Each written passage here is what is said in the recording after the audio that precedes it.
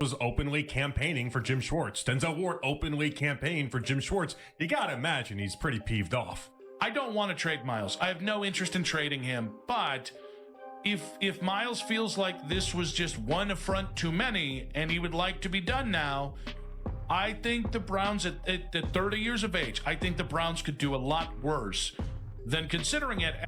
We've got to address this because, as y'all already know, Todd Monken was hired in Cleveland, and that became the main topic real quick.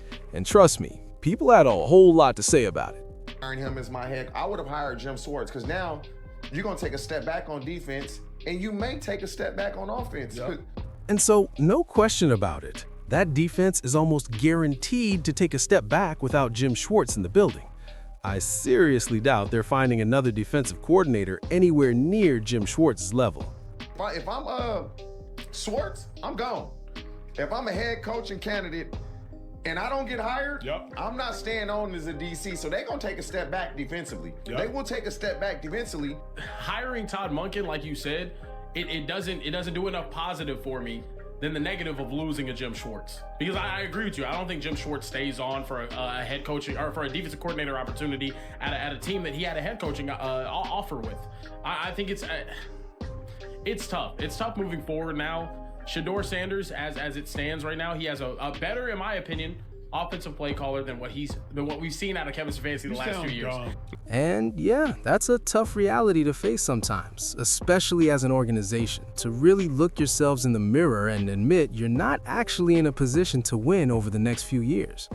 They might want to win right now. Of course they do. Every franchise feels that way. Every player in that locker room wants to win today. But the truth is, they're not built for a win-now push because there are too many holes to address, especially on the offensive side of the ball. Clearly made this move with the idea that we can't be intimidated by what Miles is thinking or by the idea that he could just say, all right, I want to be traded now and cause a whole stink for a whole month and a half again. I think that's also very important. There's a difference between I want to know what Miles thinks about these coaching candidates, which I am comfortable in Miles being part of this process to some degree. And we got to keep Miles happy. And because this is where I do think the Browns are in a no-lose situation.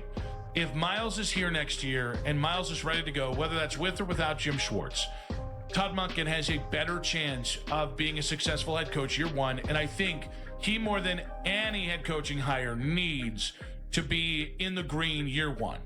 7, 8, 9, 10 wins. The more wins, the better, because he's going to have a credibility issue until he does win.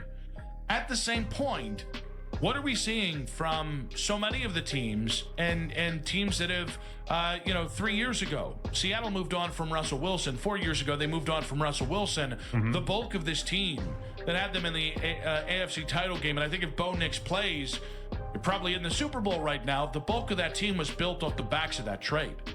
Oh, for sure. The Detroit Lions. I mean, how many times have I mentioned the past week the idea that I think really smart teams cut your losses and understand when you have to as quick as possible. Yeah, I don't want to trade Miles. I have no interest in trading him. But if Miles feels like this was just one affront too many and he would like to be done now, I think the Browns at 30 years of age, I think the Browns could do a lot worse than considering it. And I think the team that would make sense is the LA Rams. They've got 2 firsts this year, another first next year, and maybe you get the 13th pick this year and maybe their first rounder next year, which will give you more ammo to go get the quarterback next year. I would imagine they'd have some of the same suitors that were there last year, right? The Eagles would be involved. I would think the Lions would still be involved, although they're a little cash poor at the moment. It's been a little bit of a different change there because they paid Hutchinson so much money, but even still, the Bills would probably be involved.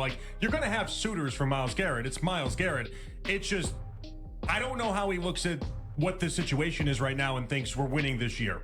The Super Bowl's the category that he wants to have the Browns in.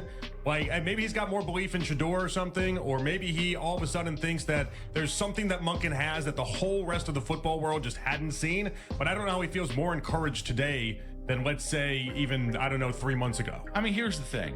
Miles, after last year, to demand a trade again this year, he'd just need a reason why, and the Browns have given him that reason in not hiring Jim Schwartz as a head coach. And most Browns fans would look at it and say, I get it. Yeah. Now, I think most Browns fans would understand where he's coming from. Last year was a little tougher for a lot of Browns fans. Oh, I felt like a lot of people where I were was like, I get it.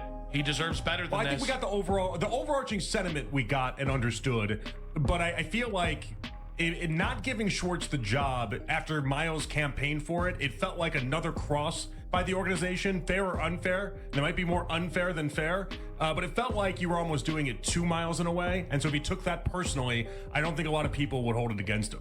And so, absolutely, I think the fans in Cleveland would get it. As we all know, Miles Garrett just pulled off something historic. He shattered the single-season sack record in Cleveland this year, a moment that's never gonna fade. And Browns fans will remember that forever, just like Miles Garrett will. But let's be real, all good things eventually come to an end. Anyone who understands value, especially with any kind of investment, knows you're supposed to sell high. And right now, Miles Garrett is at the absolute peak.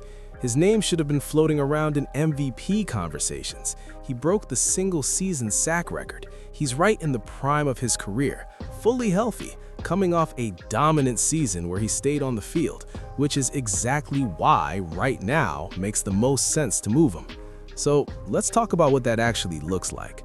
One of the most recent examples of a dominant defensive player being traded happened just last year. Sauce Gardner was dealt to the Indianapolis Colts for 2 first-round picks and a wide receiver. Now, that's solid. That's a strong return. And that's something the Cleveland Browns could absolutely use. But let me say this clearly.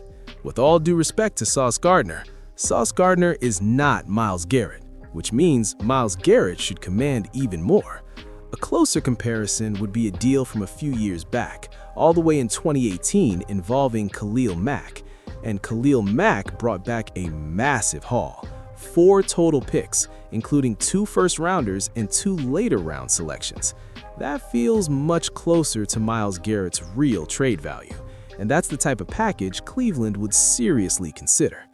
The Browns also made a trade on draft day last year, a move with the Jacksonville Jaguars that quietly put them in a better position heading into this season, because right now they're holding 2 first-round picks. But as we all know, Cleveland still has a lot of holes, especially on offense, so extra draft capital would go a long way. And if they were to strike a deal with the Bears, a team many believe is willing to make that move, you're talking about a franchise that's clearly in win-now mode. Miles Garrett goes, it's early, and I think this is going to be more of a thing that we're going to have a better feel for at the Combine, and it'll get whittled down to 5 or 6 teams that you'll know are like, oh, they're kind of serious. The Bears are certainly a team that I looked at was like, the Bears are close. You don't need a whole lot of players. Pass rush, you do that with this defense and Dennis Allen, ooh, man. I mean, that defense has got some talent at really all 3 levels that he would take it to another level.